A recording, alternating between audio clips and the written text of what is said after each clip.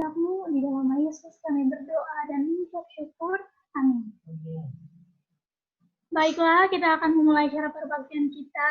Akan diawali dengan lagu buka, lagu Syah nomor 240 yang akan dipandu oleh keluarga Bapak Pendeta di Sinar Mata, dan kemudian akan dilanjutkan oleh doa buka yang akan dilayangkan oleh Ibu Pendeta Sinar Mata. Kita sama-sama berdiri.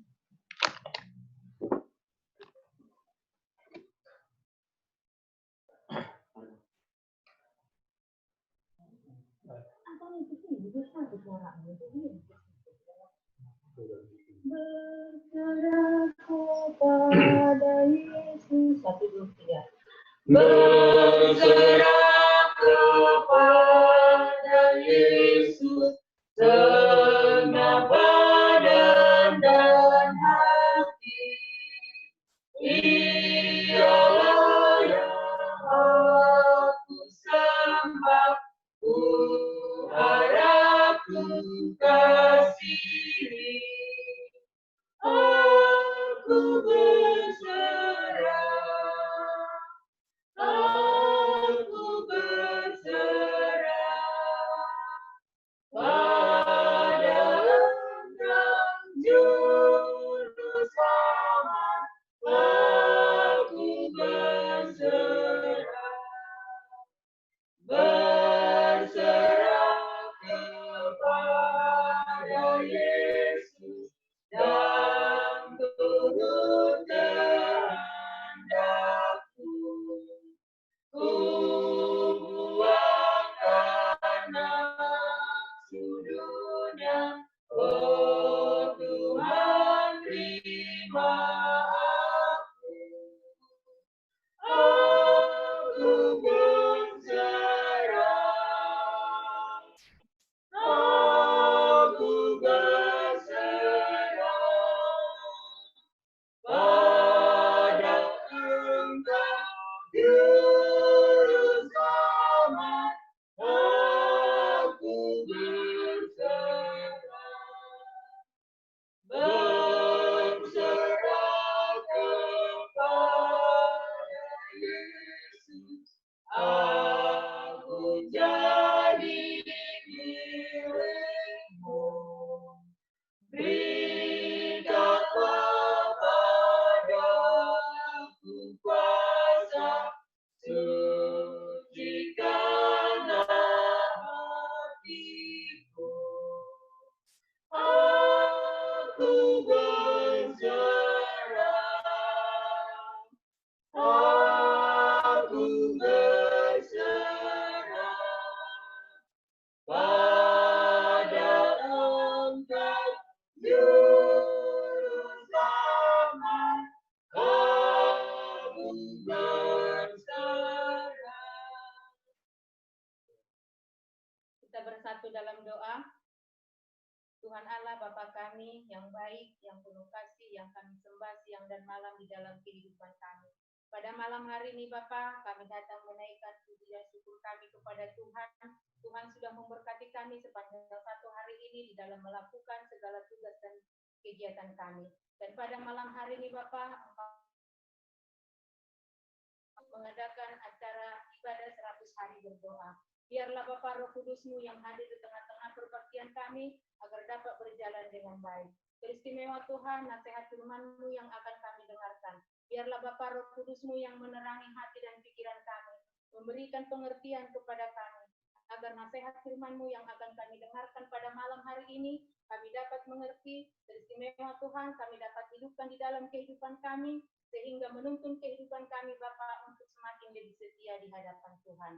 Berkati Tuhan hamba-Mu Pendeta Hasagala yang akan menyampaikan firman-Mu kepada kami pada malam hari ini. Biarlah Bapa urapan Roh Kudus-Mu boleh menjadi bahagian dia, agar setiap firman Tuhan yang disampaikan kepada kami pada malam hari ini, itu semua Bapa boleh mempersiapkan diri kami untuk menanti kedatangan Tuhan yang kedua kali.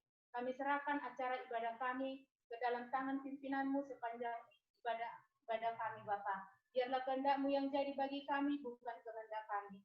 Ampuni kami Bapa dari segala dosa dan pelanggaran kami, karena kami berdoa melalui anak-Mu, Tuhan Yesus Kristus yang menjadi Tuhan dan Juru Selamat kami. Amin.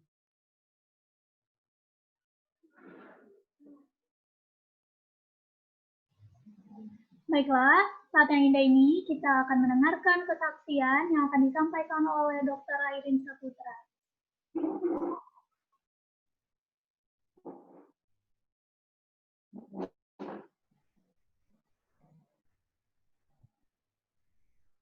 Selamat malam. Selamat malam, suara saya kedengaran? Kedengaran. Oke.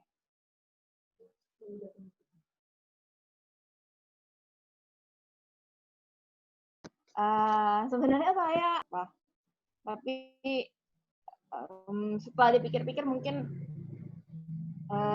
sebagai salah satu orang yang terjun di garis depan, mungkin saya bisa memberitahu sedikit apa yang saya alami selama bekerja di garis depan.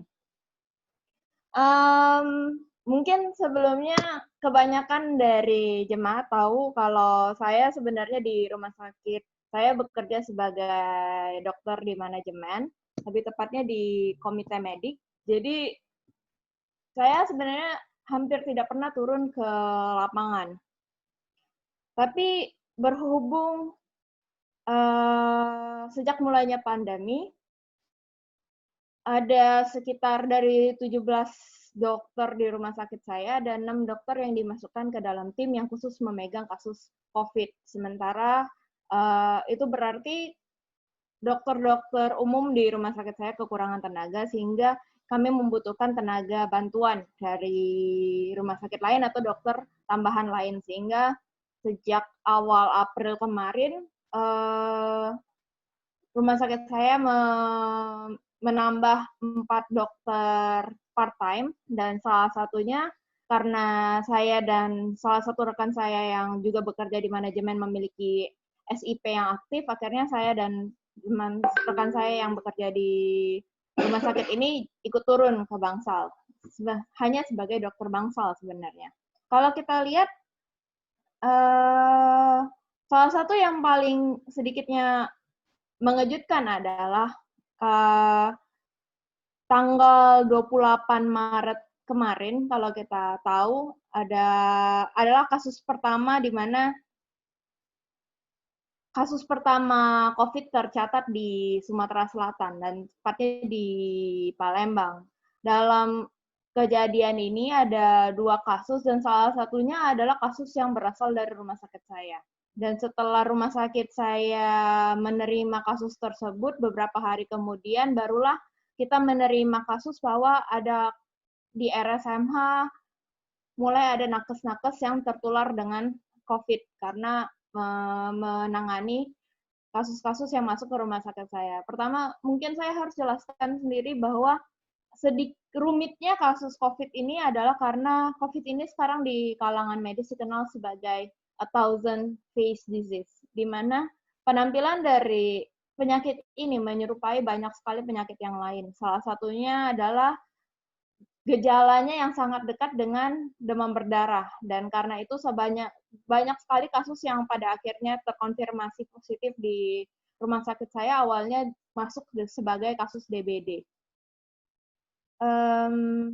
Yang mungkin saya perlu ceritakan adalah, jadi waktu saya pertama kali masuk di rumah sakit saya, beberapa minggu, di awal minggu di pertengahan April, setelah 1 minggu saya bekerja di rumah sakit. Jadi kalau di Bangsal itu, kalau kita jaga pagi, kita harus visit ke semua pasien. Kalau kita jaga malam, kita hanya menunggu apakah ada pasien yang ada keluhan atau menerima pasien baru. Nah, kebetulan salah satu yang saya lakukan adalah saya harus visit di pagi hari karena saya dapat kebagian jaga Bangsal saat itu di pagi hari, jadi saya harus visit ke semua pasien yang ada di dalam jatah saya. Dan salah satu jatah saya ini adalah seorang pasien yang saat saya masuk ke dalam ruangannya, dia sedang mendapatkan suatu tindakan. Tindakan ini namanya efusi pleura, jadi kita aspirasi cairan dari paru yang diambil. Jadi saya masuk ke ruangan itu, saya tidak tahu kalau sebenarnya sedang ada dokter konsulen yang sedang melakukan tindakan. Karena saya kira karena saya lagi round, istilahnya sedang visit, jadi satu-satu saya masukin, saya tidak tahu kalau di ruangan itu sedang ada pasien yang mendapatkan tindakan. Jadi saat saya masuk, saya melihat pasien itu sedang mendapatkan tindakan.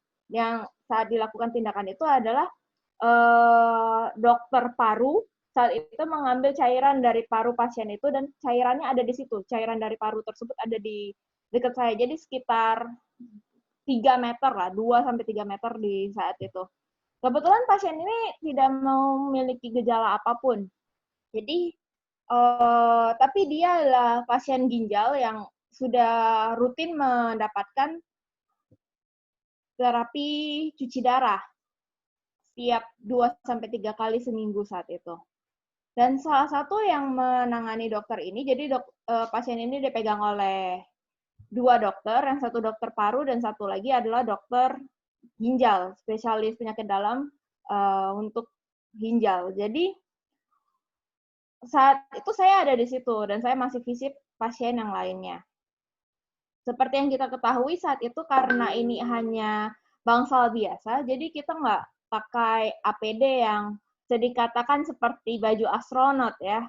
Karena kalau di karena kekurangan, kalau boleh menyampaikan di rumah sakit saya itu dari BOR-nya atau bed occupation ratio-nya aja sekarang tidak mencapai 10% karena sejak kasus COVID. Jadi keuangannya sebenarnya sedang dalam masalah, keuangan rumah sakit saya. Sehingga jika tidak perlu sekali, mereka menjatah APD untuk tenaga medis.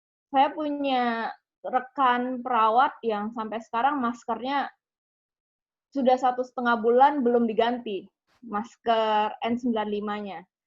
Dan sedangkan untuk dokter umum sendiri kita dijatah 2 masker N95 yang kalau rusak baru diganti oleh rumah sakit. Jadi kami hanya dijatah 2 untuk selama mungkin kami bisa menggunakannya. Kalau itu tidak terbukti rusak, tidak dapat ganti. Jadi yang mengejutkan saya adalah pada tanggal 16 April setelah saya selesai di round itu minggu kedua saya untuk bekerja di Bangsal, yang mengejutkan adalah ternyata 4 dari dokter spesialis di rumah sakit saya dan ada 4 perawat di rumah sakit saya yang positif terkonfirmasi corona. Dan salah satunya adalah dokter yang memegang pasien yang saya kemarin masuk ke dalam kamarnya di saat lagi aspirasi paru. Kalau kita tahu bahwa ada virus ini menular dari droplet, itu artinya saya berada di area yang sangat dekat dengan droplet pasien yang kontak erat dengan dokter yang terkonfirmasi corona. Dan setelah tanggal itu, dokter tersebut langsung mengumumkan bahwa dirinya terkonfirmasi. Banyak sekali di kalangan dokter mungkin tahu siapa dokter ini. Dan saat itu saya panik karena mama papa saya usianya 60 tahun, lebih di atas 60 tahun dan berada di kelompok beresiko. Kalau boleh mengakui kenapa saya selalu duduk jauh di sebelah di bangku di ujung sana, itu karena saya masih bekerja di Bangsal dan saya tidak tahu kapan saya terinfeksi. Jadi sebisa mungkin saya harus menjaga jarak dengan orang-orang di rumah saya. Karena kalaupun saya terkonfirmasi terinfeksi, maka setidaknya kemungkinan untuk menularkan ke orang lain itu lebih sedikit dari kalau kita kontak langsung, karena saya selalu menjaga jarak. Tapi permasalahannya di sini adalah tidak tahu pasien ini apakah dia positif atau tidak. Karena pasien ini tidak pernah di swab, tidak pernah dilakukan pemeriksaan rapid test. Sehingga saat terjadi konfirmasi, kita hanya bisa kaget gitu loh, untuk mendapati bahwa loh, ada kasus positif dan apakah pasien yang saya pegang dan saat kemarin kontak erat dengan saya itu positif atau tidak, dan apakah saya membahayakan orang di rumah saya. Minggu-minggu berikutnya kita dapati berita di mana perawat di rumah sakit saya diusir dari rumahnya, itu adalah kejadian yang nyata. Tidak sampai kemudian juga ada tenaga radiologi yang diusir dari rumahnya, banyak sekali tenaga medis yang akhirnya diusir dari rumahnya karena takut terinfeksi corona. Dan karena itu saya akhirnya mencari secepat mungkin tes rapid test. Karena dari rumah sakit saya belum juga mendapatkan walaupun sekarang kita tahu bahwa sekarang pemeriksaan rapid test tidak terlalu bermakna hasilnya. Dan untungnya, yang saya takutkan sebenarnya bukan terinfeksi. Kalau saya terinfeksi, saya sendiri terinfeksi, saya tidak terlalu begitu takut dengan virus ini karena usia saya rasa masih berada di zona aman. Tapi yang saya takutkan adalah yang pertama, seperti Bang Richard kemarin cerita, stigma terhadap virus ini sangat jelek. Bahwa kemungkinan kita terkonfirmasi di Sumsel ini bisa berarti bahwa kita bisa diusir dari rumah kita. Salah satu dari dokter spesialis yang terkonfirmasi positif itu cukup menyedihkan. Oh, dia isolasi mandiri di rumahnya, tapi keluarganya masih di rumah itu. Dan mereka membutuhkan sumber air bersih. Sehingga mereka mencari air minum. Tapi tidak ada orang yang mau mengantar air minum ke rumah mereka. Karena takut untuk mendekati rumahnya pun takut. Jadi yang paling saya takutkan adalah bagaimana dengan rumah saya. Di rumah saya ini ada mama, papa, ada Kevin, ada Kak Denny. Dan kami berlima ini bisa menjadi, walaupun di rumah sendiri, bisa saja kita diusir oleh masyarakat di rumah ini. Dan karena itu secepat mungkin saya mencari, walaupun akhirnya rapid test itu harganya cukup mahal ya, tapi akhirnya saya mendapatkan koneksi dari teman saya yang ada di Jakarta, saya minta kirimkan, dan akhirnya kami tes bersama, dan puji Tuhan hasilnya rapid test kami negatif semua. Ini walaupun hasil rapid test kami negatif, tapi hasil pasien saya belum terkonfirmasi. Karena saat itu entah bagaimana perawat lupa menswab pasien ini. Padahal sudah diorder oleh dokter penggantinya untuk menswab pasien ini, tapi tidak diswab juga. Nah, akhirnya saya harus menunggu 2 minggu setelah kasus terkonfirmasi ini, bahwa pasien ini akhirnya negatif, puji Tuhan. Ini adalah salah satu kasus yang sangat menyedihkan ya, karena banyak sekali orang di luar sana yang, masih banyak orang di luar negeri dan orang di luar yang tidak percaya bahwa kasus ini adalah kasus nyata, bahwa COVID-19 itu adalah suatu penyakit yang memang bukan suatu rekayasa atau propaganda. Bahkan minggu lalu saja, sampai 2 minggu lalu kalau tidak salah, itu ada satu rumah sakit yang IGD-nya ditutup karena kekurangan tenaga medis. Dan memang menyedihkan karena sedikit lingkaran setan ya. Satu pasien terkonfirmasi itu bisa berarti minimal 1 dokter dan 4 perawat yang harus diisolasi.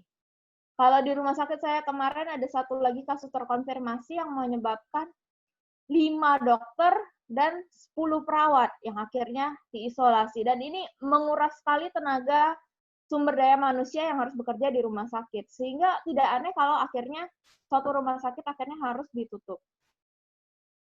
Yang saya ingin sampaikan di sini adalah, untungnya dan mudah-mudahan selanjutnya selama saya bekerja di rumah sakit ini, karena sedikitnya agak berat meninggalkan rumah sakit ini di saat seperti ini karena mereka masih kekurangan tenaga.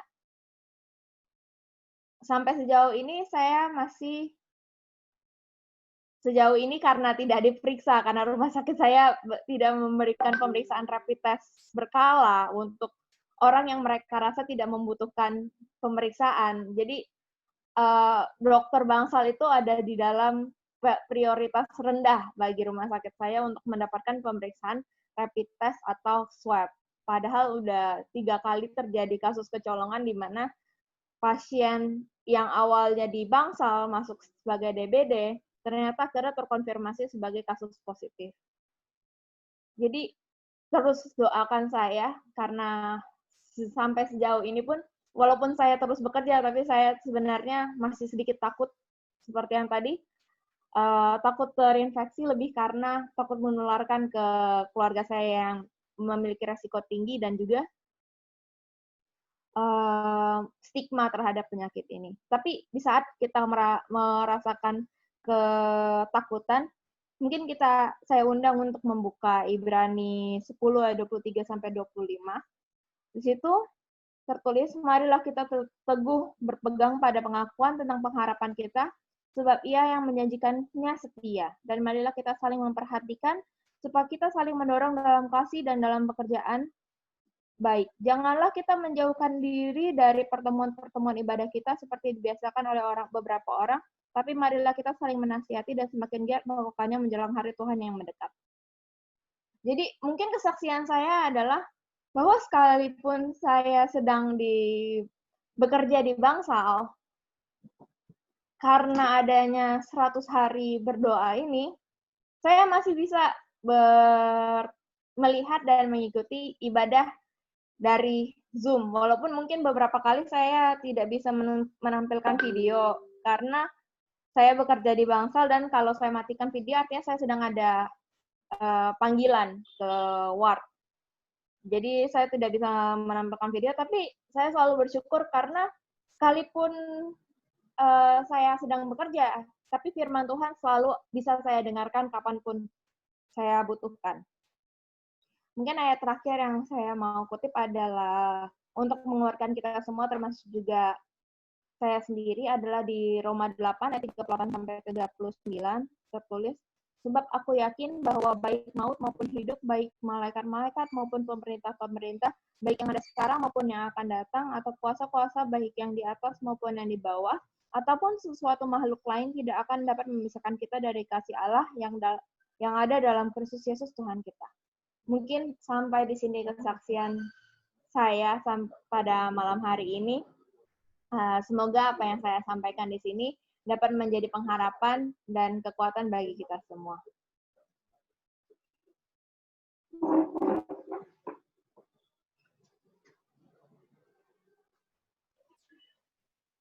Baiklah, terima kasih atas kesaksian yang begitu indah dan menguatkan kita semua yang mendengarkan. Terima kasih, Saudari Airin. Pada malam hari ini kita akan mendengarkan lagu pujian yang akan disampaikan oleh keluarga Bapak Pendeta TF Tampubolo.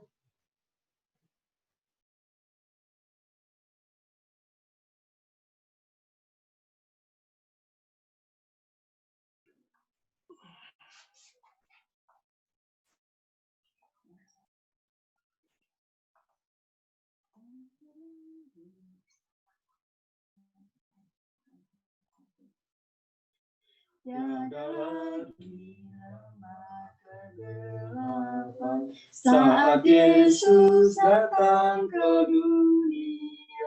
Tiada lagi lembah kegelapan di saat Yesus datang.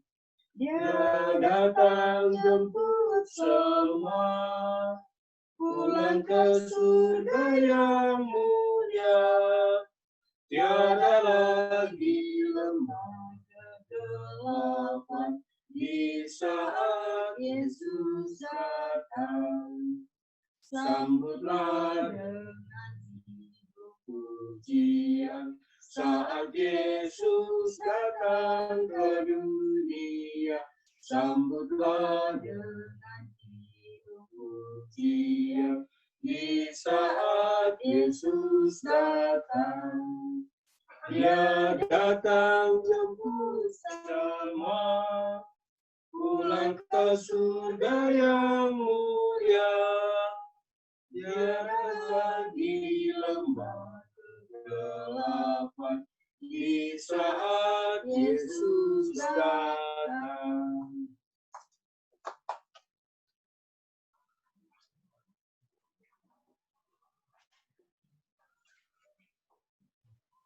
Amin. Saat ini kita akan mendengarkan firman Tuhan yang akan disampaikan oleh Bapak Pendeta Haris Sagala.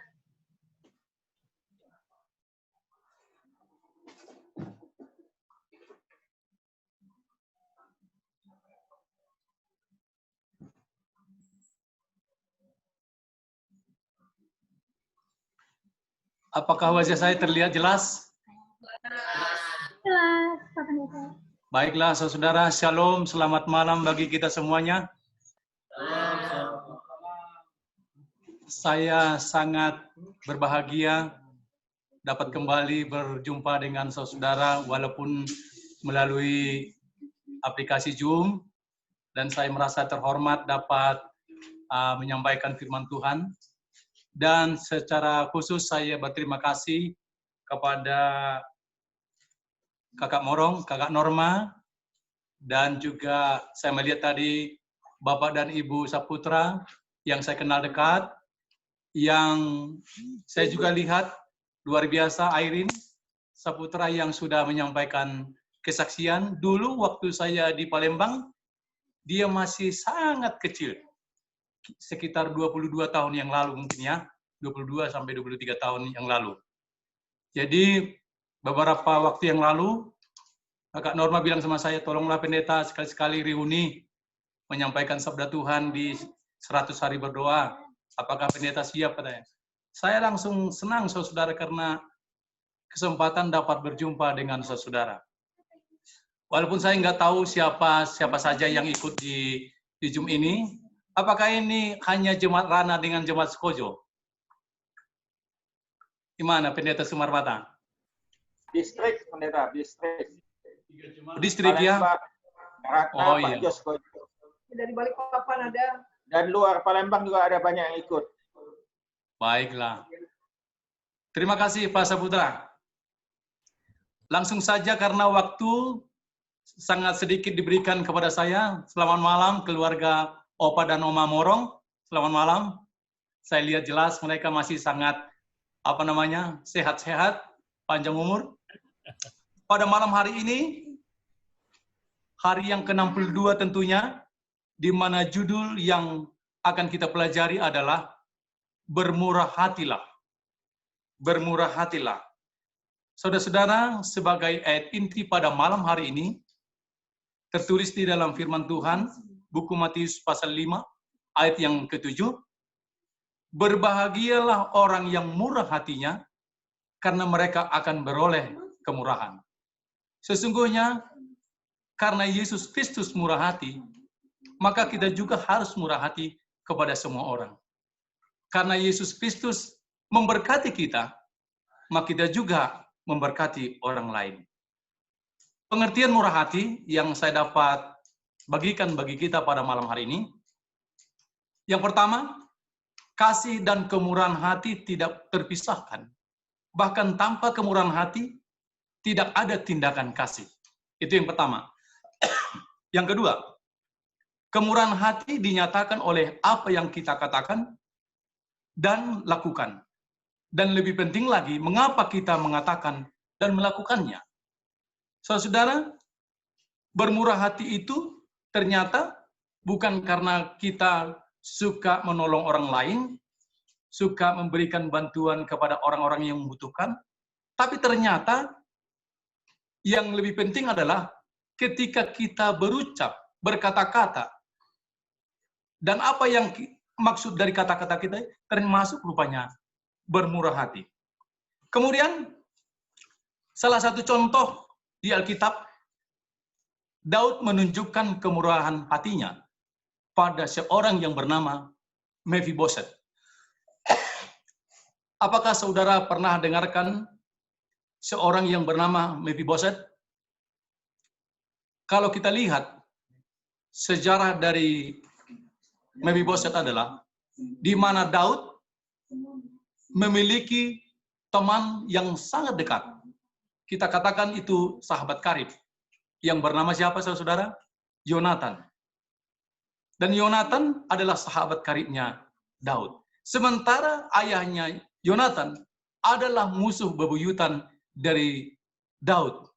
Kita tahu, saudara, sebenarnya Daud bisa saja membunuh Saul dengan mudah. Tapi Saul juga pernah meminta supaya Daud jangan membunuh dia dan bahkan jangan menghapuskan nama keturunan dari silsilah. Dan kemudian Yonatan juga pernah berjanji kepada siapa? Kepada Daud agar jangan sampai keturunan daripada Yonatan terhapus, saudara. Nah, kita tahu kenapa mereka berjanji seperti itu. Karena memang menurut tradisi-tradisi di situ dulu, bahwa bila mana ada kerajaan yang baru, maka semua kerajaan yang lama itu harus dibunuh agar tidak menjadi masalah di kemudian hari. Itulah yang terjadi, saudara. Nah, oleh karena kita tahu bahwa Yonatan telah meninggal dunia dan Saul juga telah meninggal dunia, maka apa yang terjadi? Seorang pembantu dari Yonatan melarikan Mefiboset ke satu tempat di mana tidak ada kehidupan. Pada waktu itu umur Mefiboset 5 tahun, saudara. 5 tahun. Oleh karena terburu-buru membawa Mefiboset ini, sehingga terjatuhlah Mefiboset. Dan akhirnya dua kakinya itu patah dan cacat seumur hidup. Nah, pada waktu sudah aman semuanya, tidak ada lagi musuh-musuh, maka Daud berpikir, kira-kira apa yang bisa saya buat kepada keturunan daripada Yonatan? Perbuatan apa yang baik apa yang bisa saya lakukan? Kemurahan hati seperti apa yang akan saya lakukan kepada keturunan Yonatan? Kalau kita baca di dalam 2 Samuel 4 ayat 4, Yonatan anak Saul mempunyai seorang anak laki-laki yang cacat kakinya. Ia berumur 5 tahun. Ketika datang kabar tentang Saul dan Yonatan dari Israel, inang pengasuhnya mengangkat dia pada waktu itu, lalu lari, tetapi karena terburu-buru larinya, anak itu jatuh dan menjadi timpang. Ia bernama Mefiboset. Saudara-saudara yang dikasihi dalam Tuhan Yesus Kristus. Kita lihat di 2 Samuel 9 ayat 5 dan 6. Bagi saudara yang memiliki Alkitab yang mungkin 1 meter, 2 meter di hadapan saudara, ambillah Alkitab kita. Firman Tuhan yang tertulis dalam 2 Samuel 9 ayat 5 dan 6. Kita baca ayat yang kelima. Sesudah itu, Raja Daud menyuruh mengambil dia dari rumah Makir bin Amiel dari Lodebar. Ayat 6. Dan Mefiboset bin Yonatan bin Saul masuk menghadap Daud. Ia sujud dan menyembah, kata Daud. Mefiboset, jawabnya, inilah hamba Tuanku. Saudara yang dikasihi dalam Yesus Kristus. Kita lihat, sesungguhnya mimpi apakah Mefiboset ini? Pernahkah dia berharap bahwa dia akan pernah kembali ke tempat kerajaan ayahnya Yonatan atau kerajaan Saul sebagai neneknya? Tidak pernah. Karena dia berada di Lodebar, itu artinya dia berada di tempat padang gurun yang tidak ada kehidupan. Bayangkan begitu jauh, saudara. Tapi Daud mengatakan, bawalah dia kepadaku. Ayat yang ke-7, saudara. Ayat yang ke-7. Kita lihat. 2 Samuel 9 ayat 7. Kemudian berkatalah Daud kepadanya, janganlah takut, sebab aku pasti akan menunjukkan kasihku kepadamu oleh karena Yonatan ayahmu. Aku akan mengembalikan kepadamu segala ladang Saul, nenekmu, dan engkau akan tetap makan sehidangan dengan aku. Saudara lihat. Aku akan memberikan kasihku. Seperti judul kita pada malam hari ini. Sebenarnya, mau diperhatikan atau tidak diperhatikan, ini Mefiboset, tidak masalah, saudara. Tapi karena dia pernah berjanji bahwa dia akan menolong keturunan Yonatan, dia mengingat akan janji itu, saudara. Kemudian kalau kita lihat dalam kebingungan, dalam ketakutan yang dirasakan Mefiboset ketika dia berada di istana Raja Daud? Kira-kira apa yang dirasakan oleh Mefiboset pada waktu di hadapan Raja Daud? Dan ketika Raja Daud mengatakan, jangan takut, aku akan makan sehidangan dengan kamu. Dan saudara lihat, ayat yang ke-8, dikatakan demikian. Lalu sujudlah Mefiboset dan berkata, apakah hambamu ini sehingga engkau menghiraukan anjing mati seperti aku? Saudara lihat, Mefiboset mengatakan, aku seperti anjing mati. Untuk apa kau hiraukan aku? Saudara-saudara yang dikasihi dalam Yesus Kristus. Mungkin dalam kehidupan kita, saudara-saudara, sehari-hari. Apa yang kita lakukan kepada banyak orang? Murah hati itu, saudara. Sekali lagi saya katakan, bukan hanya sekedar kita menolong orang lain. Tapi ketika kita berkata kepada orang lain, apa yang kita katakan, dan apa di balik perkataan kita itu.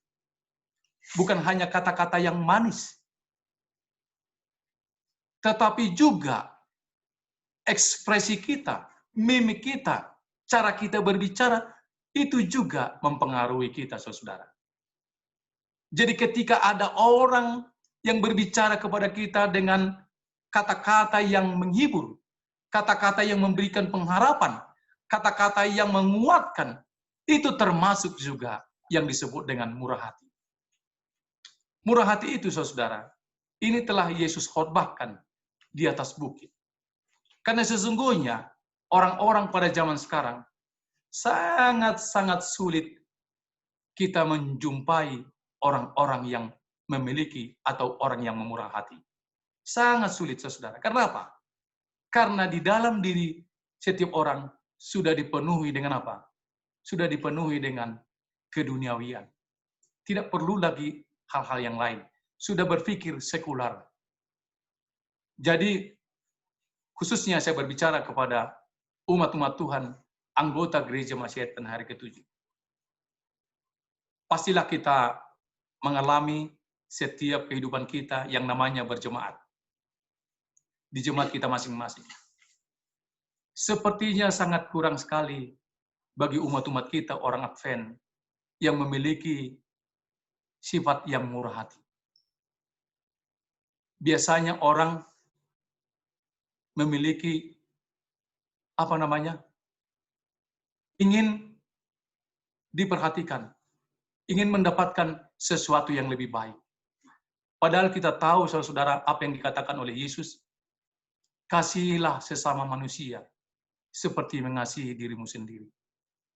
Tapi ternyata hal itu jarang kita temukan di gereja kita, saudara. Walaupun kita menyebut diri kita adalah pengikut Yesus. Dan saya sebagai hamba Tuhan merasakan banyak pengamatan, pengalaman seperti itu di setiap jemaat. Saudara-saudara yang dikasihi dalam Yesus Kristus. Di hari yang ke-62 ini, kita diajak bermurah hatilah. Saudara-saudara yang dikasihi dalam Yesus Kristus. Seperti apakah Mefiboset selanjutnya? Mefiboset bukan hanya duduk sehidangan dengan Raja Daud bersama anak-anak Daud yang lain. Tapi dia menjadi salah satu anak daripada siapa? Dari Daud. Saudara-saudara yang dikasihi dalam Yesus Kristus. Dalam catatan inspirasi saudara, melalui laporan-laporan dari musuh Daud, Mefiboset telah memendam rasa syak wasangka terhadap Daud sebagai seorang perampok, tetapi penerimaan Daud yang murah hati dan sopan, santun itu, dan kebajikannya yang terus-menerus itu telah menawan hati orang muda ini. Ia menjadi terikat erat kepada Daud. Dan seperti Yonatan ayahnya, ia merasa bahwa perhatiannya adalah satu dengan perhatian raja yang telah dipilih oleh Allah itu. Saudara lihat, adakah kita bisa seperti ini kepada orang lain? Bukan hanya kepada anak kita, keluarga kita. Tapi mampukah kita melakukan ini kepada orang yang bukan keluarga kita? Seringkali kita menyakiti orang lain. Dengan apa? Perkataan kita. Perkataan kita itu sering membuat orang lain terluka. Bahkan bisa saja orang yang pernah kita sakiti melalui kata-kata akhirnya meninggalkan gereja. Dan itu banyak kita temukan, saudara. Karena kita tidak berpikir apa resiko dari kata-kata yang kita ucapkan. Saudara-saudara yang dikasihi dalam Yesus Kristus, poin penting yang perlu kita pelajari pada malam hari ini. Bila kita menyadari bagaimana Allah telah mengampuni kita, bila kita menyadari bahwa Allah mengasihi kita, tidak peduli apapun diri kita, dan apapun yang telah kita perbuat, maka kita benar-benar dapat memahami apa artinya menjadi murah hati dan mengasihi orang-orang yang tidak pantas menerima kasih dan kemurahan hati kita. Saudara lihat itu? Jadi saudara-saudara, kepada kita sebagai umat-umat Tuhan, dituntut dari kita untuk kita bermurah hati. Saya teringat kembali 23 tahun yang lalu. Ini khususnya kepada keluarga Opa dan Oma Morong. Jadi ketika saya pendeta muda, waktu itu saudara, saya sangat sering berkunjung ke rumah keluarga ini. Keluarga ini sangat baik kepada saya. Padahal saya pikir, siapalah diri saya ini. Tapi keluarga ini sangat welcome menerima saya, makan, bahkan juga sering tidur di rumahnya.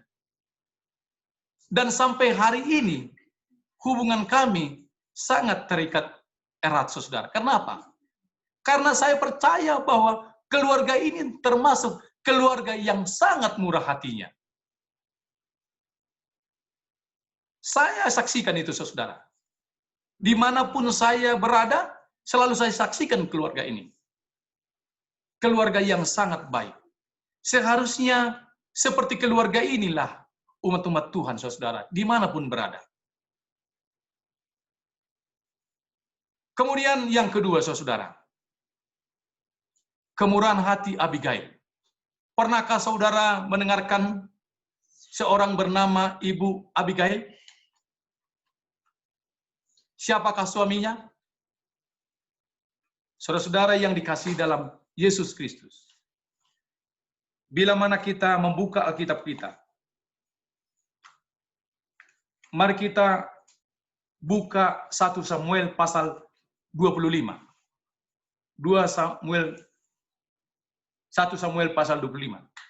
Waktu itu, Daud bersama dengan 600 pasukannya berada di padang gurun. Di padang gurun karena mereka sedang dalam pelarian. Mereka berada di sana dan kebetulan Daud dan rombongannya dekat dengan ladangnya Abigail yang disebut Nabal. Setiap kali mereka menggunting bulu, selalu dilindungi oleh Daud dan pasukannya.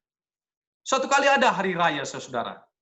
Biasanya hari raya ini adalah hari yang menyukakan. Oleh karena itu, Daud memberikan pesan kepada anak buahnya untuk menjumpai Nabal. Agar Nabal mau memberikan kemurahan hatinya kepada Daud dan rombongannya. Karena kenapa, saudara? Karena selama ini Daudlah dan dengan rombongannya yang menjaga kebun ataupun ladang ataupun domba-domba dari Nabal. Wajarlah Nabal memberikan perhatian sedikit kepada Daud dan teman-temannya. Tapi saudara tahu apa yang terjadi? Ketika suruhan Daud tiba di tempat, menyatakan seperti apa yang dimohonkan oleh Daud. Justru Nabal menghina. Siapakah itu Daud? Bahkan disebut sebagai anjing, saudara. Oleh karena itu, saudara lihat apa yang terjadi. Maka mereka pulang, yang disuruh oleh Daud. Kemudian apa yang terjadi? Daud memerintahkan 400 tentaranya siap membawa pedang untuk siap membunuh semua keluarga Nabal. Tidak ada satu orang pun yang hidup. Saudara lihat apa yang terjadi? Tentu ada pembantunya Nabal yang mendengarkan berita itu. Oleh karena itu, pembantu Nabal memberitahukan kepada istrinya. Istri Nabal maksud saya. Sehingga apa yang terjadi? Istri Nabal yang disebut dengan Abigail melakukan sesuatu tanpa bertanya kepada suaminya. Apa yang dilakukan oleh Abigail? Dia mengambil beberapa domba untuk disembelih, untuk dijadikan menjadi makanan yang enak. Dan beberapa roti cukup buat 601 orang. Karena jumlah mereka, tentaranya 600, tambah Daud. Saudara lihat, tanpa dia bertanya kepada Nabal, dia melakukan hal itu. Kita coba lihat saudara, di pasal yang ke-25.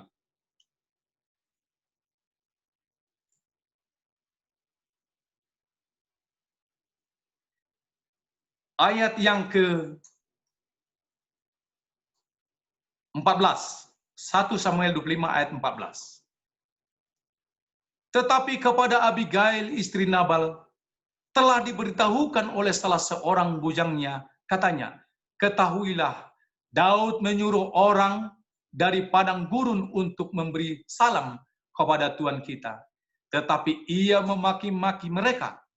Padahal orang-orang itu sangat baik kepada kami. Mereka tidak mengganggu kami, dan kami tidak kehilangan apa-apa selama kami lalu lalang di dekat mereka. Ketika mereka ada di ladang. Mereka seperti pagar tembok sekeliling kami siang malam. Selama kami menggembalakan domba-domba di dekat mereka. Oleh sebab itu, pikirkanlah dan pertimbangkanlah apa yang harus kau perbuat. Sebab telah diputuskan bahwa celaka akan didatangkan kepada Tuhan kita dan kepada seisi rumahnya, dan ia seorang yang dursila, sehingga orang tidak dapat berbicara dengan dia. Ayat 18. Lalu segeralah Abigail mengambil 200 roti, 2 buyung anggur, 5 domba yang telah diolah,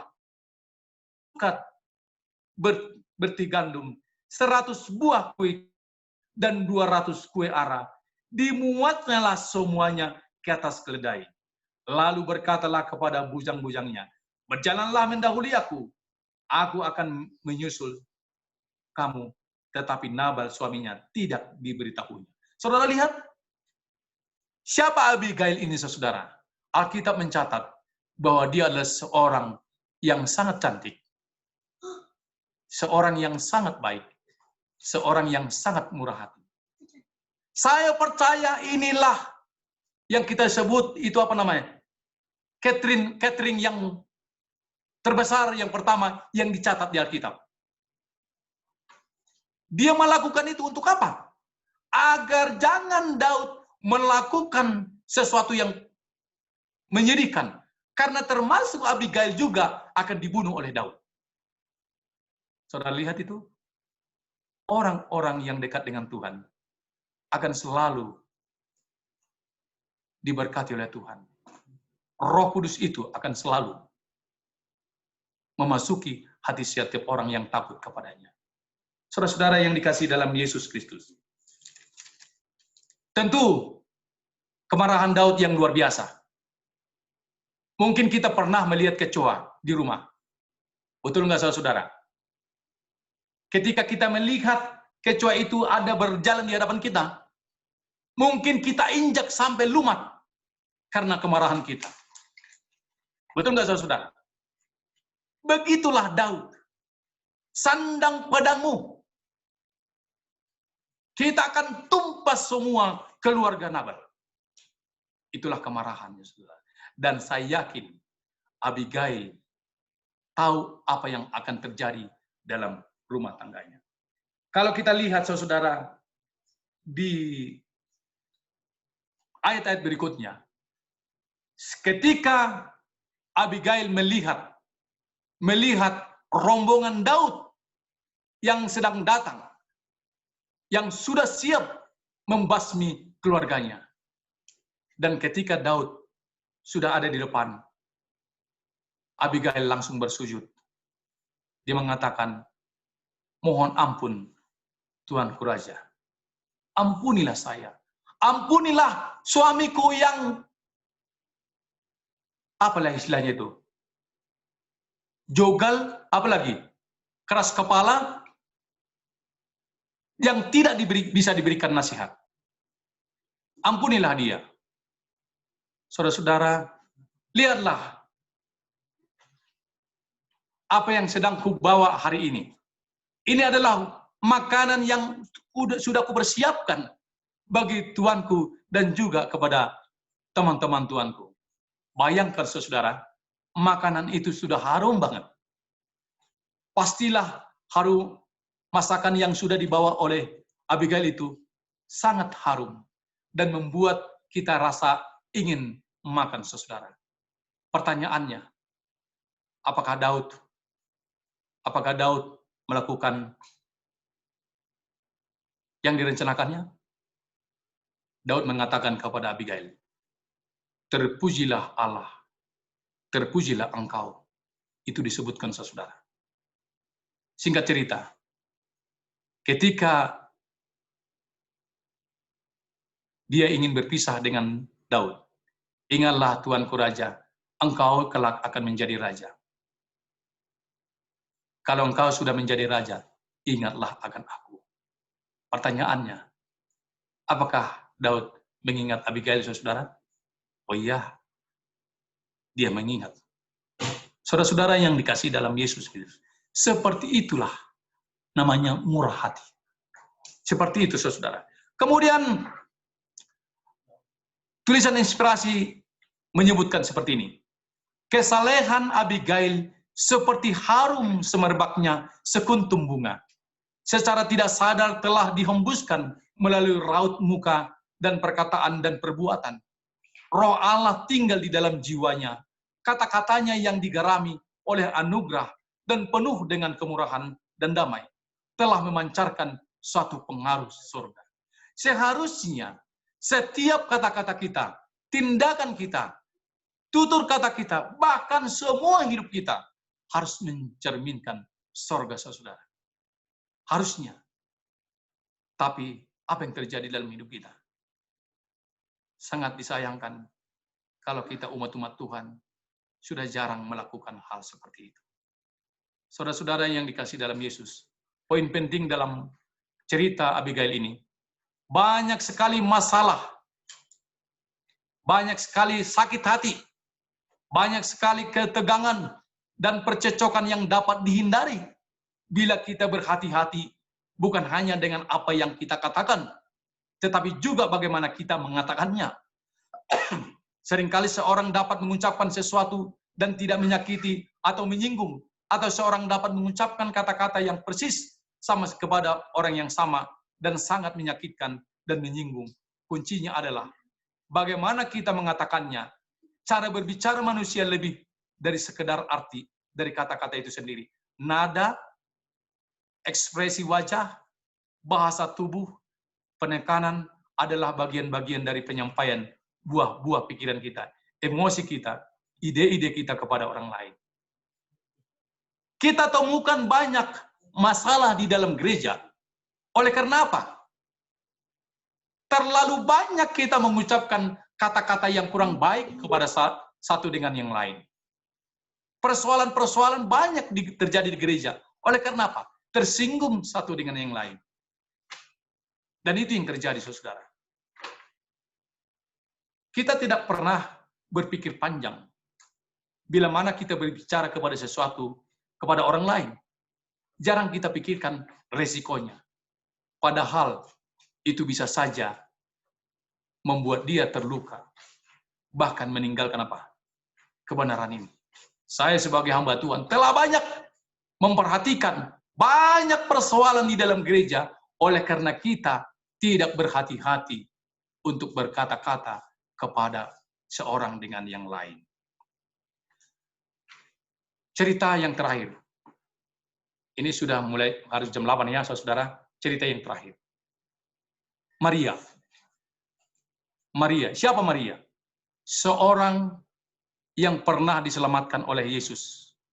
Ketika orang banyak sudah membawa batu untuk melempari dia. Sebenarnya Maria tidak pernah berpikir lagi kalau dia akan hidup. Dibawakan kepada Yesus. Tapi singkat ceritanya, saudara, Yesus mengatakan, barang siapa di antara kamu yang tidak pernah berbuat dosa, biarlah dia yang pertama melempari wanita ini. Yesus menunggu reaksi. Saudara tahu apa yang terjadi? Satu persatu meninggalkan tempat itu. Bahkan akhirnya Yesus berkata kepada perempuan itu, di manakah mereka? Di manakah mereka perempuan? Maka perempuan itu menjawab, mereka tidak ada lagi. Selayaknya, sepantasnya, Yesuslah yang pantas melempari dia dengan batu. Tapi Yesus tidak lakukan itu, saudara. Pergilah dan jangan berbuat dosa lagi. Itulah kata-kata yang sangat menginspirasi. Memberikan masa depan. Memberikan semangat. Harusnya kita umat-umat Tuhan harus memberikan apa? Kata-kata yang baik kepada orang lain. Saudara tahu apa yang terjadi ketika Yesus mengatakan itu? Dia pulang. Siapakah seorang wanita yang mempersiapkan kematian Yesus? Siapakah yang mengurapi Yesus sebelum dia meninggal dunia? Apakah seorang pendeta? Seorang nabi? Seorang rasul? Tidak, saudara. Seorang yang pernah dianggap wanita yang tidak benar. Dialah yang memberikan penghormatan tertinggi kepada Yesus. Dan bahkan air matanya lah yang menjadi air untuk menyeka kaki Yesus. Dan selanjutnya, siapakah di antara wanita-wanita ini yang terus mengikuti Yesus sampai ke atas salib, ke salib? Wanita ini.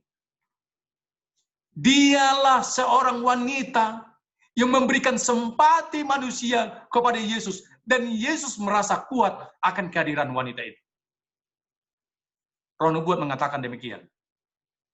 Kristus menghargai tindakan penghormatan yang timbul dari hati sanubari. Mencatat nama mereka dalam buku kehidupan. Dalam kitab suci, perbuatan Maria dalam mengurapi Yesus disebutkan sebagai sesuatu yang membedakan dia dari Maria-Maria yang lain. Perbuatan kasih dan penghormatan bagi Yesus merupakan bukti iman kepadanya sebagai anak Allah. Dan Roh Allah menyebutkan sebagai bukti kesetiaan perempuan itu kepada Kristus, membasuh saudara-saudara seiman, menolong orang yang hidup dalam kesesakan, pendeknya mereka yang telah menggunakan segala kesempatan untuk berbuat baik. Jadi bukan hanya Yesus yang diperlakukan seperti bahkan saudara-saudaranya yang lain. Siapakah yang pertama mengunjungi Yesus di kubur? Adalah Maria. Siapakah yang pertama Yesus menunjukkan dirinya kepada seseorang? Adalah kepada Maria. Saudara-saudara, betapa berbahagianya Maria itu.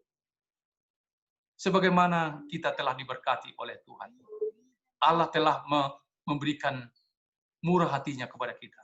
Harusnya kita juga harus bermurah hati kepada orang lain. Sebagai kesimpulan, saudara. Sebagai kesimpulan. Mereka yang menghargai Roh Kristus akan menyatakan kesopanan dalam rumah tangga, mempunyai roh suka berbuat baik, walaupun dalam perkara kecil. Mereka senantiasa berusaha membuat bahagia semua orang yang ada di sekelilingnya, melupakan diri dalam menunjukkan perhatian kepada orang lain. Inilah yang seharusnya menjadi buah yang keluar dari pohon Kristen. Saudara-saudara yang dikasihi dalam Yesus Kristus, malam hari ini, sebagai panggilan buat kita, saudara. Sementara kita mengalami dan mendalami kemurahan Tuhan, Roh Kudus akan menyanggupkan kita untuk menjadi agen kemurahan hati. Dengan memperlakukan orang-orang yang ada di sekeliling kita dengan kasih dan kemurahan yang sama, terutama terhadap orang yang telah bersalah kepada kita.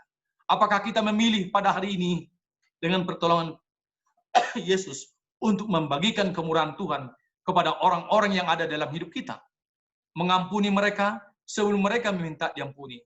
Mengasihi mereka walaupun tidak ada alasan untuk melakukannya. Menginginkan yang terbaik bagi mereka tanpa mempermasalahkan apa yang mereka layak atau tidak layak. Saudara, mari kita membuka pikiran kita. Semoga dalam suasana pandemik wabah COVID-19 ini, saudara, inilah waktunya kita untuk berubah. Untuk kita membuat hubungan kita dengan Tuhan jauh lebih baik.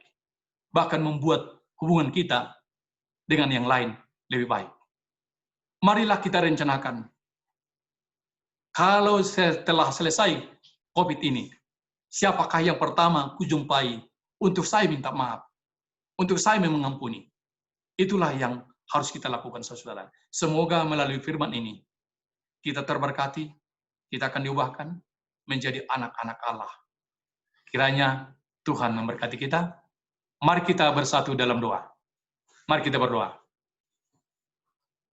Tuhan kami, Allah kami yang maha baik.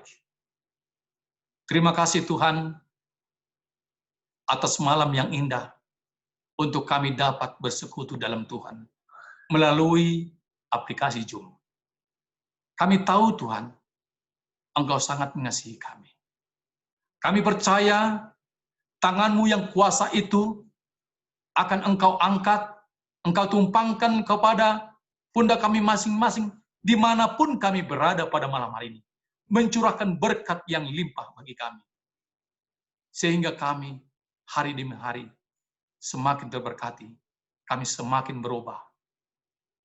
Agar kami Tuhan sungguh-sungguh disanggupkan menjadi orang yang bermurah hati, mengasihi orang lain, agar nama Tuhan ditinggikan dan dimuliakan. Ya Allah, ya Tuhan kami yang di surga, biarlah Roh Kudus Tuhan yang bertahta dalam hati kami, sehingga firman Tuhan yang kami dengar malam hari ini sungguh-sungguh menginspirasi kami, membawa hidup kami untuk semakin lebih dekat di hadapan Tuhan. Kami percaya Tuhan, Engkau akan segera datang menjemput kami. Kami tidak ingin berlama-lama hidup di dunia ini. Kami ingin segera Engkau datang menjemput kami. Berkatilah umat-umat Tuhan yang ada di jemaat distrik Palembang. Kiranya berkat-berkat yang limpah Engkau curahkan kepada mereka. Khususnya bagi setiap hamba-hamba Tuhan, para pendeta yang melayani. Sehingga setiap pelayanan hamba-hamba Tuhan ini akan dirasakan hangat oleh setiap anggota jemaat yang dilayani. Berikanlah kepada kami roh persatuan. Ajarlah kami Tuhan untuk selalu menurut akan kehendak. Jadilah kehendak Tuhan bagi kami malam hari ini. Dalam nama Tuhan Yesus kami berucap syukur. Amin. Haleluya. Amin. Terima kasih atas khotbah yang sudah disampaikan oleh Bapak Pendeta Hari Sagala. Kiranya kita boleh menjadi umat-umat Tuhan yang murah hati, sebagaimana Kristus juga sudah murah hati. Saat ini kita akan berdoa. Kita akan berdoa yang akan dipimpin oleh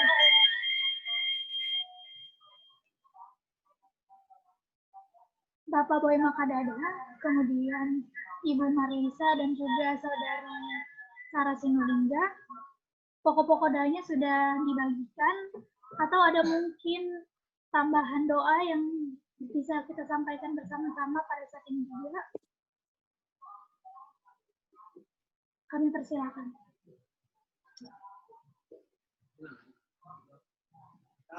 Levina, Ya Om. ya, titip doa ya.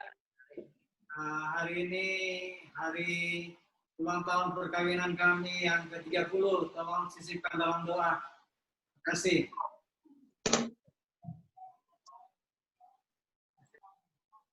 Yang ke-30 ya Om?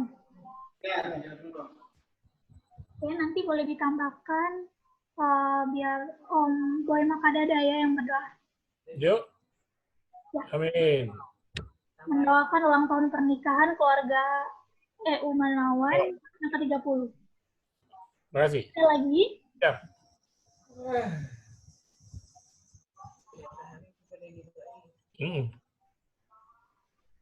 Baiklah, kalau sudah tidak ada lagi, kita posisi berdoa. Yang bisa bertelut, silakan bertelut. Yang tidak boleh tetap duduk saja. Kita akan berdoa. Dengar suara saya? Kedengaran? Kedengaran, Om. Ya, baik. Mari kita satu di dalam doa. Bapa di dalam surga, terima kasih karena Engkau begitu baik dan murah hati, sehingga kami malam hari ini dipertemukan muka dengan muka dengan gembala kami yang waktu lalu masih pendeta muda di Palembang. Kami sebut dengan hormat Pendeta Hari Segala. Terima kasih firman yang indah telah mempererat hubungan kami satu sama lain dan juga boleh memberikan suasana yang dingin di antara jemaat. Puji Tuhan, semoga keluarga Pendeta Hari Segala bersama pelayanan dan keluarganya boleh diberkati oleh Tuhan. Bapa di dalam surga, malam hari ini juga ya Tuhan, kami akan doakan khusus Tuhan bagi keluarga Manawan yang hari ini tepat adalah hari ulang tahun perkawinan yang ke-30. Kami yakin dan percaya Engkau menyertai mereka sampai saat ini. Keluarga mereka sungguh berbahagia, semua mereka boleh terpenuhi karena mereka adalah anak-anak Tuhan yang murah hati. Terima kasih Tuhan, berkati Bapak Dr. Manawan bersama anak-anaknya yang dokter dan juga calon pendeta. Ibu Yosi yang baik hati, biarlah keluarga ini menjadi contoh bagi kami. Terima kasih Tuhan. Malam hari ini Tuhan kami doakan khusus juga bagi saudara-saudara kami, orang-orang yang menjadi agen kemurahan hati di dalam gereja-gereja kami. Tuhan berkati. Berkati dalam hidup mereka, berkati dalam pelayanan, dan berkati dalam semua kegiatan mereka. Berkati juga Tuhan bagi saudara-saudara kami dimanapun mereka berada yang belum sempat mengikuti dengan Zoom ini. Biarlah Tuhan campur tangan apapun permasalahan mereka. Tuhan, kami mohon kecurahan Roh Kudus bagi hidup kami ini ya Tuhan, agar kami semua lebih dekat kepadamu. Terima kasih ya Tuhan, kami juga berdoa khususnya pandemi COVID-19 ini ya Tuhan, tolong kami ya Tuhan. Biarlah Tuhan angkat COVID ini ya Tuhan, sehingga kami semua terbebas daripadanya. Kami yakin dan percaya Engkau sangat menyayangi kami. Tuhan tolong semua orang-orang ini ya Tuhan, khususnya yang ada di distrik Palembang. Selamatkan kami ya Tuhan, juga orang-orang yang percaya kepadamu. Terima kasih ya Tuhan. Kami juga berdoa untuk pemulihan dan kesembuhan bagi orang-orang yang pernah sakit dan yang masih sakit sampai saat ini. Pertama Bapak Daniel Saputra, Ibu Meina Fernandes, Bapak Asep Supriyatna, Ibu Esther Pasaribu, Ibu Mimi, Ibu Marlisa, Bapak Wilson Pakpahan, Saudari Siu Chin, Bapak Dennis Tilon, Dr. Richard Lumban Tobing, dan semua mungkin yang ada kita tidak bisa sebut satu persatu. Tuhan tolong jamah mereka, angkat beban penyakit dari mereka, berikanlah mereka kesehatan sehingga mereka boleh beraktivitas seperti sedia kala, dan biarlah kasih Tuhan melimpah bagi keluarga-keluarga ini. Bapa di dalam surga, kami juga berdoa saudara-saudara kami yang terkena COVID-19 seperti Ibu Deborah Panggabean dan Saudari Silvi Lumban Tobing yang saat ini mereka Tuhan masih di karantina. Biarlah Tuhan berkati mereka, jamah mereka, angkat beban penyakitnya, sehingga mereka boleh kembali ke dalam keluarga mereka masing-masing. Terima kasih banyak ya Tuhan, Engkau begitu baik dan pemurah hati. Inilah doa kami Tuhan malam hari ini yang akan dilanjutkan kembali oleh hamba-hamba-Mu. Bapa dalam surga, terima kasih ya Tuhan, Engkau perkenankan kami datang pada-Mu. Kami bersyukur ya Bapa, kami bersyukur ya Bapa, kami dapat mendengarkan firman-Mu malam ini. Kami akan menyambung doa dari Bapak Boy. Tuhan, biarlah Engkau hadir ya Tuhan, di doa 100 hari ini, untuk mendengarkan seruan dan permohonan kami ya Bapa. Pada malam ini ya Tuhan, kami tetap berseru kepadamu ya Tuhan, memohon pengampunan-Mu ya Bapa. Ampuni kami Bapa, sehingga ya Tuhan pada saat ini doa-doa kami ya Tuhan layak untuk Kau terima dan layak untuk Kau jawab. Bapa, kami membawa juga anak-anak sekolah, murid-murid sekolah ya Tuhan, yang pada saat ini mereka tidak dapat bersekolah. Bahkan mereka ya Tuhan sangat berkekurangan untuk dapat membayar sekolahnya. Tuhan, kasihani mereka ya Bapa. Kasihani orang tuanya ya Tuhan. Kami tahu bahwa ini adalah dampak COVID yang sangat besar bagi seluruh perekonomian. Tapi kami percaya Bapa, Engkau tidak akan meninggalkan mereka. Engkau tidak akan meninggalkan kami satu detik pun Tuhan. Karena janji-Mu adalah pasti Engkau akan menolong setiap orang yang berseru kepadamu ya Tuhan. Berikan kepada orang tua mereka ya Tuhan Yesus berkat, sehingga mereka dapat menyekolahkan, membiayai pendidikan anak-anak mereka ya Tuhan, yang sangat perlu untuk di masa depannya. Bapa, kami hanya memohon dan meminta kepadamu ya Tuhan, agar Engkau mengulurkan tangan. Begitu juga ya Tuhan, saudara kami yang ada di Zimbabwe. Tuhan, di dalam pelayanan kesehatan mereka sangat membutuhkan pertolongan ya Tuhan Yesus. Karena negara mereka ya Tuhan Yesus sangat berkekurangan. Tapi kami yakin ya Tuhan, di ujung dunia manapun Engkau hadir dan melihat seluruh umat-umat-Mu ya Tuhan Yesus. Bapa, kami tetap mengharapkan campur tangan-Mu ya Tuhan, bahwa Engkau akan mengangkat COVID ini dari seluruh permukaan bumi ini ya Bapa. Sehingga kami ya Tuhan dapat terbebas, ekonomi, kesehatan kami dapat dipulihkan. Bapa dalam surga, kami berdoa ya Tuhan dan kami memohon kepadamu, anak-anak kami, dimanapun mereka berada ya Tuhan yang bekerja di saat COVID ini. Berikan kepada mereka perlindungan ya Tuhan Yesus. Pagari mereka dari virus ini ya Bapa. Kami hanya menyerahkan mereka ke tangan-Mu ya Tuhan Yesus. Kami tetap berdoa agar Engkau yang membalut mereka ya Tuhan. Membungkus mereka satu persatu. Bapa, dengar doa kami ini ya Tuhan. Kami percaya juga bahwa hamba-hamba-Mu di mana saja umat-umat-Mu ya Tuhan, Engkau kirimkan berkat dan rezeki kepada mereka ya Tuhan. Sehingga tidak berkekurangan untuk membiayai kehidupan mereka. Kami percaya Tuhan bahwa Engkau mengasihi kami. Kami percaya Tuhan bahwa Engkau mengasihi semua umat-umat-Mu. Engkau akan berikan berkat dan rezeki kepada kami. Engkau akan berikan ya Tuhan ke setiap rumah-rumah. Kami percaya dan yakin ya Tuhan Yesus. Kedatangan-Mu ya Tuhan yang kami tunggu. Mujizat-Mu ya Tuhan yang kami harapkan. Kami tetap ya Tuhan setia kepadamu. Sehingga Engkau datang nanti ya Tuhan, kami tetap memegang tangan-Mu.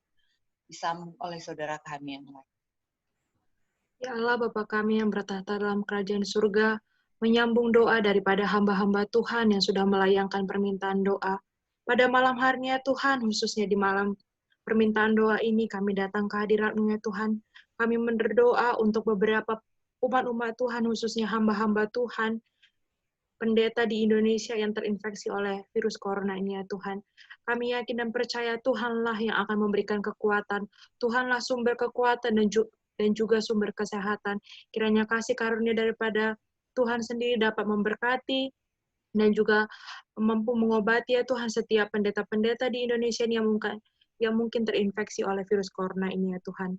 Kami juga berdoa ya Tuhan kepada seluruh murid-murid di Brazil yang secara sukarela memproduksi ya Tuhan hand sanitizer untuk para manula. Kami yakin dan percaya melalui pekerjaan tangan yang mereka lakukan, nama-Mu dapat tersebar di setiap orang-orang yang ada di Brazil ya Tuhan, sehingga melalui pelayanan yang hanya dalam bentuk membuat dan memproduksi hand sanitizer ya Tuhan, kami yakin dan percaya Tuhan akan memberkati anak-anak yang ada di sana. Kami juga berdoa ya Tuhan untuk orang-orang tua kami yang sudah lanjut usia, yang rentan kena virus corona ini. Kami yakin dan percaya Tuhan akan memberikan kesehatan, memberikan imun yang kuat, sehingga mereka di saat seperti ini ya Tuhan, kami yakin dan percaya Tuhan akan memberikan kesehatan kepada orang tua kami yang sudah lanjut usia. Kami juga berdoa ya Tuhan untuk anggota gereja kami yang tidak dapat bergabung di Zoom ini, yang mungkin karena berbagai alasan. Kami yakin dan percaya Tuhan, bukan hanya kami, tetapi umat-umat Tuhan yang melakukan perbaktian di rumah mereka masing-masing. Tuhan akan memberikan berkat dari surga dan akan memberkati mereka ya Tuhan. Kami juga berdoa untuk setiap orang tua agar diberikan kebijaksanaan kepada seluruh anak-anak yang mungkin sudah merasa bosan dan merasa jenuh di rumah karena sudah lama melakukan pembelajaran secara online ya Tuhan. Tetapi kami yakin dan percaya Tuhan akan memberikan kebijaksanaan kepada kedua orang tua kami yang ada di sini, sehingga ya Tuhan mereka dapat membimbing seluruh anak-anak yang ada di rumah sehingga nama-Mu dapat tetap termulia. Tuhan, kami juga berdoa untuk penerimaan siswa dan siswi tahun ajaran baru tahun 2020 dan 2021, khususnya di sekolah Tuhan di daerah Sumatera kawasan selatan ini. Kami yakin dan percaya Tuhan akan mengirimkan murid-murid yang terbaik yang akan dididik di lembaga Tuhan ini ya Tuhan. Sehingga pada saat guru-guru memberikan pengajaran, nama-Mu dapat tetap termulia dan pekabaran Injil melalui lembaga Tuhan ini dapat terlaksana dengan baik. Kami juga berdoa ya Tuhan untuk tim medis dan seluruh tenaga medis di seluruh rumah sakit rujukan COVID-19 dan juga di rumah sakit Advent khususnya di Medan, Bandar Lampung, Bandung, dan juga Manado. Kami mendoakan tenaga medis yang ada di rumah sakit Tuhan ini. Kami yakin dan percaya Tuhanlah yang akan memberikan selalu kesehatan dan juga berkat dari surga. Ya Tuhan, kiranya Kau mengabulkan setiap doa-doa kami yang telah kami layangkan di malam permintaan doa ini. Kami yakin dan percaya Tuhanlah yang akan selalu memberkati, bahkan melindungi kami dari sekarang sampai selama-lamanya. Inilah doa kami Tuhan, dalam nama Yesus kami berdoa dan mengucap syukur. Amin. Amin.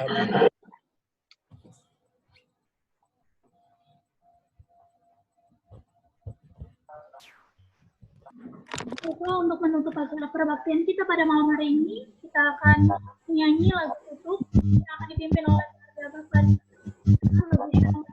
39. Kemudian nanti lagu doa penutup akan dilayangkan oleh Ibu Sri Ulina sendiri. Kita sama-sama berdiri.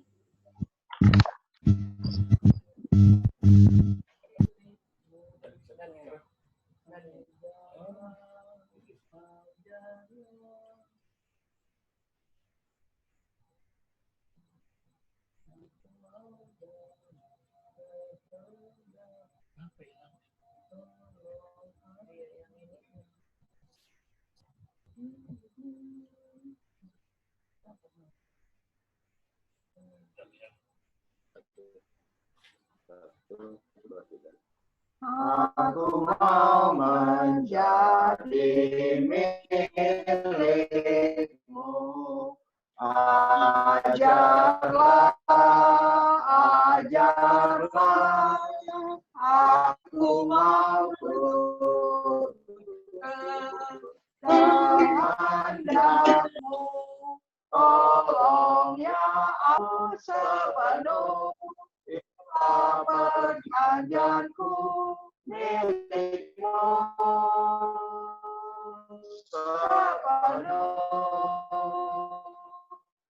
sekarang aku milikmu. Apa guna kesenangan dunia kalau tiada Tuhan?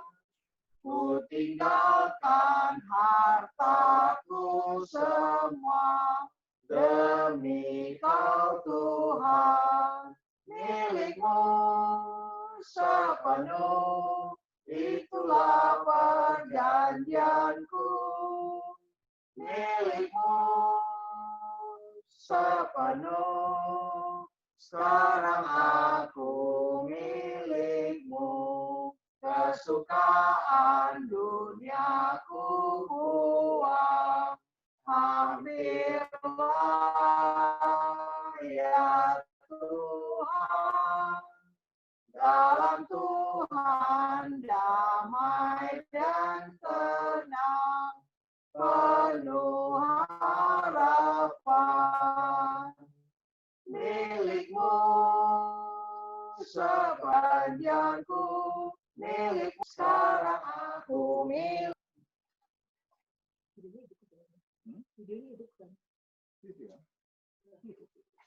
Mari kita berdoa. Yang di surga, berkati rangkaian mulai dari awal hingga akhir, biarlah setiap nyanyian, kesaksian, firman Tuhan, dan permohonan-permohonan yang telah kami sampaikan berkenan di hadapan-Mu. Dan kiranya sebentar lagi kami akan berpisah satu sama lain melalui Zoom ini. Engkau memberkati kami khususnya dalam istirahat kami pada malam ini dengan melindungi kami dalam kasih-Mu dan pertemukan kami besok malam dengan kerinduan untuk memuji dan memuliakan nama Tuhan. Biarlah kiranya Engkau mendengarkan dan mengasihi kami dengan belas kasihan-Mu. Dengarlah permohonan kami, doa ini kami persembahkan di dalam nama Anak-Mu Yesus Kristus yang telah menebus kami dari dosa. Amin. Amin.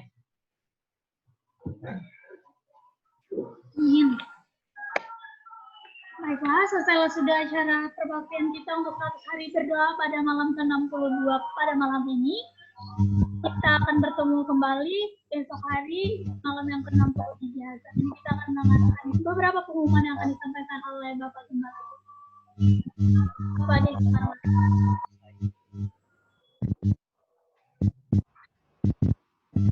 Selamat malam untuk kita semuanya.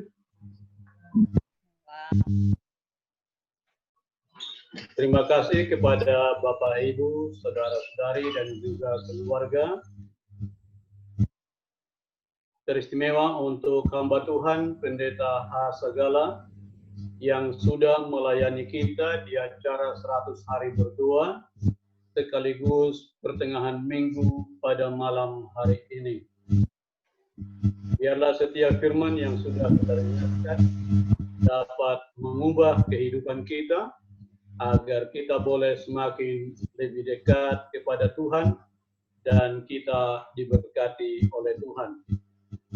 Baik, sebagai pengumuman untuk kelanjutan 100 hari berdoa yang ke-63, kita akan lanjutkan besok malam, dimulai pada pukul 19 atau jam 7 malam.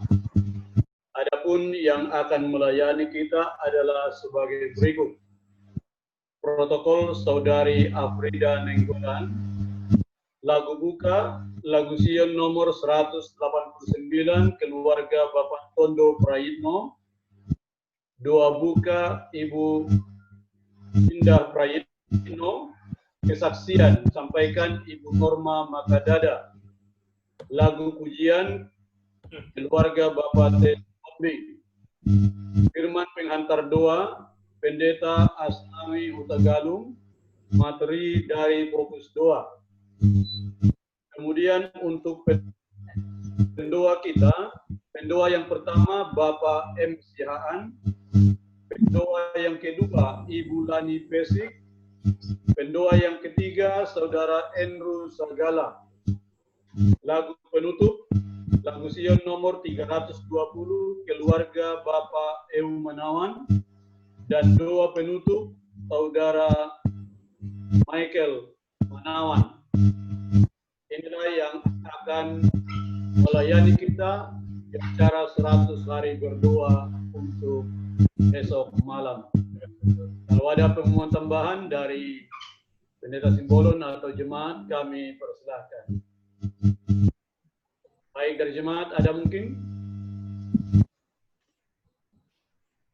Baik, kalau tidak ada, kami menyampaikan terima kasih secara khusus untuk hamba Tuhan Pendeta Hasagala yang sudah melayani kita pada malam hari ini. Tuhan memberkati keluarga Pendeta Hasagala.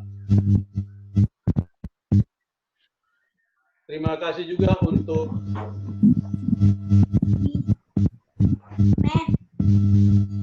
keluarga Bapak Asnawi Hutagalung yang sudah bergabung dengan kita dan akan melayani kita besok malam. Terima kasih Ibu. Tuhan memberkati Ibu Jenny bersama dengan keluarga. Iya, terima kasih. Kami juga menyampaikan terima kasih untuk keluarga Bapak Pangemanan dari Manado. Tuhan berkati telah bergabung dengan umat Tuhan di Kota Palembang. Terima kasih. Selamat malam. Ya. Terima kasih juga untuk keluarga Bapak Hasan Biring dari Pematang Siantar yang setia bergabung dengan umat Tuhan di Kota Palembang dalam acara 100. Tuhan berkati keluarga Bapak Hasan Biring. Terima kasih Pendeta. Selamat malam. Tuhan memberkati. Amin. Malam. Terima kasih juga untuk keluarga Steven Ubin yang sudah bergabung dengan umat Tuhan di Kota Palembang. Tuhan berkati keluarga. Demikian juga untuk Saudari Ria Hutagalung yang setia bergabung dengan umat Tuhan di Kota Palembang dalam acara 100 hari berdoa. Tuhan memberkati Saudari Ria Hutagalung. Demikian juga. Terima kasih Pak Pendeta. Selamat malam. Tuhan memberkati. Selamat malam. Terima kasih untuk keluarga yang sudah bergabung. Boleh bicara dengan Ibu Yeni. Ibu Yeni. Ibu Yeni. Nomor mana? Apa sih? Ibu Yeni.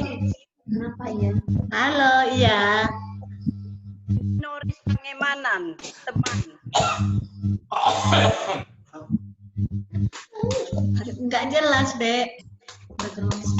Noris, dari ini Noris. Noris. Oh, Noris. Salam dari Noris. Oh iya, terima kasih. Salam kembali. Baik, sampai di sini ibadah kita malam. Besok malam yang sama. Selamat malam dan Tuhan memberkati kita semuanya.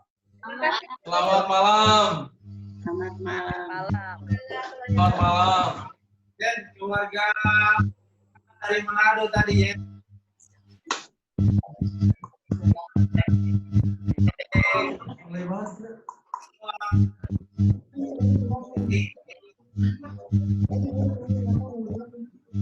Jelas.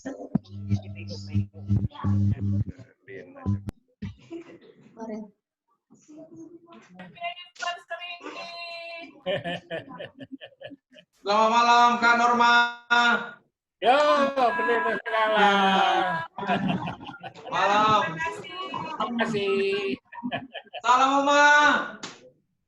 Ya. Oma Morong. Ya. Makasih ya sudah diundang ya. Terima kasih. Tunggu bibi corona balik. Ayo nih. Halo, selamat malam. Malam. Malam. Baru keluar. Kenapa Kak? Ada Ini apa nih? Apa? Mana Epen? Halo, ini ya Bang, suaranya Bang. Kedengeran nggak suaranya? Ben. Selamat malam, Ben. Waduh. Bang Horis. Josephine, apa kabar? Baik. Mantap. Mana TikToknya?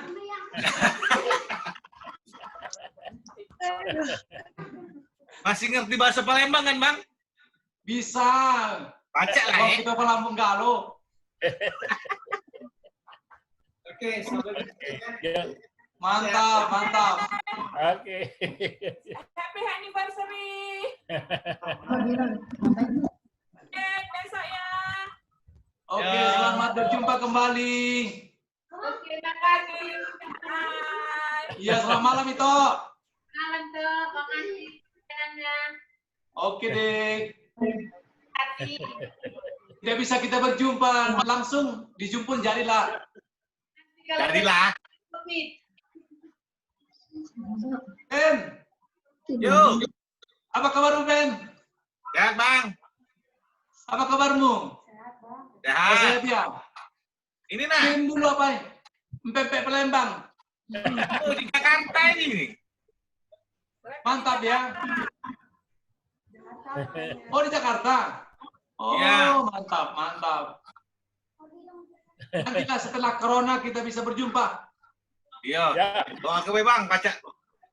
Main ke Bandung. Oke deh. Ya. Berapa istrimu?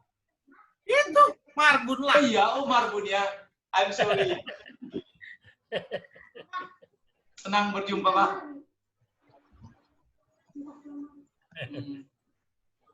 Semakin kebuka.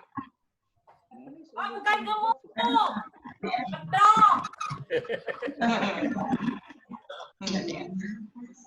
Oke, thank you. Oke deh. Ya, Selamat malam. Besok hari lagi. Ya. Oke deh. Udah, Kak ini, aduh.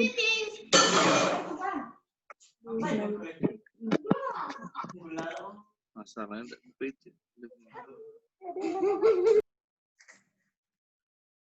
Aduh, dan Yusuke udah keluar juga.